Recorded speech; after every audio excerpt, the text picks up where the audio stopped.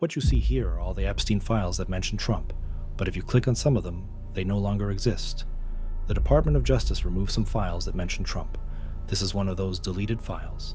What you see here is probably an official communication between FBI officers. They are sharing information about a specific NTOC report surrounding some high-profile names involved in child exploitation and human trafficking. The NTOC report is the National Threat Operations Center report on any particular tip the FBI receives regarding any crime it deems valid enough to investigate. I will read you the report. The names of the complainants are redacted. Complaint 1. Reported an unidentified female friend who was forced to perform, redacted, oral sex on President Trump approximately 35 years ago in NJ.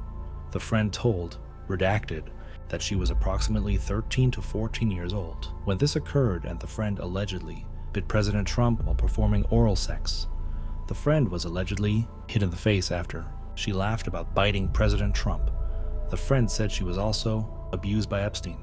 Complainant 2 reported she has a friend, redacted, who was a personal assistant to Epstein in Florida from 1988 until 1991 or 1992.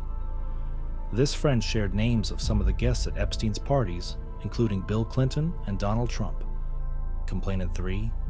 At age 16, while modeling, caller attended 8 parties at Epstein's New York residence.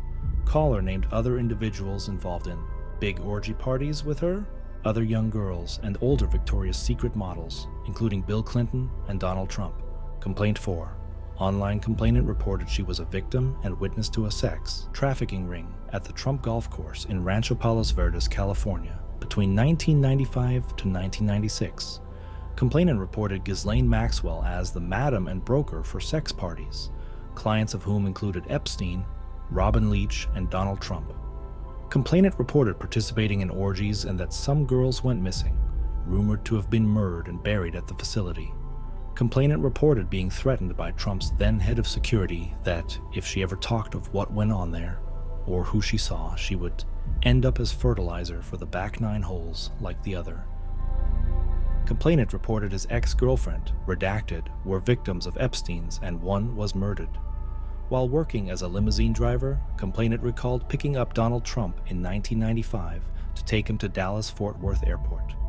During that ride, complainant recalled some of the things Trump spoke about on his cell phone were very concerning and described being a few seconds from pulling the limousine over on the median, and within a few seconds of pulling him out of the car and hurting him due to some of the things he was saying. Complainant noted Trump repeatedly stated the name Jeffery while on the phone. One of complainant's ex-girlfriends, redacted, told complainant Trump gaped her, as did Epstein. Complainant following up after a call with NYPD officer regarding her previous tip, reporting that she was forced to perform sex acts when she was 13 years old and pregnant in 1984. Complainant also reported there were high-profile individuals involved in her sex, trafficking, and the murder and disposal of her newborn daughter. Complainant reported Donald Trump participated regularly in paying money to force her to perform sex acts with him, and alleged Trump was present when her uncle murdered her newborn child. Caller reported that in 1987, a friend, Victim 1, was out drinking and ended up at Trump Plaza. Victim 1 saw Donald Trump and wanted to meet him. An unknown man approached her and offered to introduce her to Trump. The unknown man gave Victim 1 a drink, and Victim 1 woke up naked and sore with $300 on the bed. Victim 1 didn't remember how she got to the room. She remembered seeing a flash of Trump's face. Victim 1 was never seen again. A few years ago, remains were discovered that matched the description of what Victim 1 was wearing when she went missing. DNA tests at the time were inconclusive. Donald Trump, the president, had parties at Mar-a-Lago called Calendar Girls. Jeffrey Epstein would bring the children in, and Trump would auction them off. He measured the children's vulva and vaginas by entering a finger and rated the children on tightness. The guests were elder men and included Elon Musk, Don Jr. Trump, Ivanka Trump, and Eric Trump were there. Attorney Alan Dershowitz was also there with attorney Bob Shapiro. We were taken in rooms, forced to give oral sex to Donald J. Trump, forced to allow them to penetrate us. I was 13 years old when Donald J. Trump gaped me. Ghislaine Maxwell was also present. Now, these are serious allegations. The DOJ knows the consequences. They knew exactly how much outrage would ensue if these allegations, especially those targeting Trump, were released. Yet, they released them, just to muddy the waters. If you pay attention to the files, there is no date for when these tips on Donald Trump were collected. Was it before he got into politics and ran for the presidency, or after it? Nobody knows except them. The only dates present here are the dates of the email exchanges by the FBI officers regarding these tips, and the dates are in August 2025. This gives a weapon to the Trump administration, as well as his believers, to simply refute these allegations, citing the fact that they were made too late, and to tarnish Trump's image. Now that these allegations have been declared baseless, other similar allegations not included here could also be deemed baseless simply by association, making it extremely hard to distinguish between what's true and what's not. But muddying these waters wasn't the only reason these files were released. They were also a dog whistle. The DOJ wiped these specific files mentioning Trump hours after their release. So enough people see them, but not enough that there could be any significant outrage.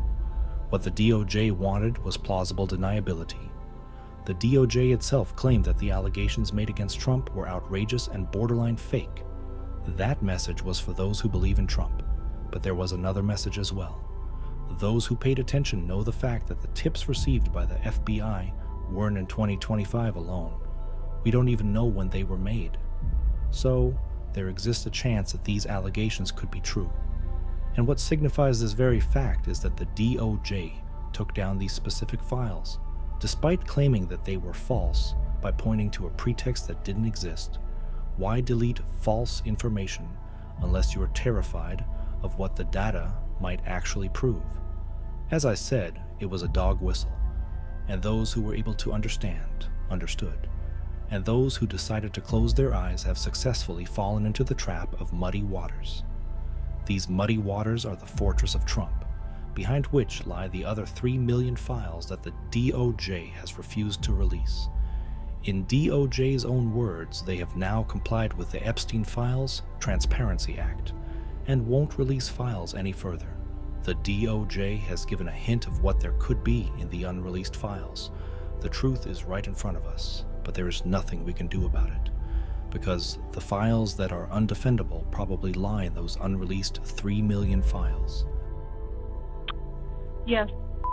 I'm in Malibu. I spoke with the office on July 15th. I've been trying to track down the other witness besides me that knew even more information regarding how businesses were set up by Jeffrey Epstein. And I fear that that person may actually be dead. So I've gotten a bunch of information accumulated for family contacts, etc., organized. I'm wondering if I should fax it to your office so that someone can follow up, because I'm not comfortable following up anymore at this point.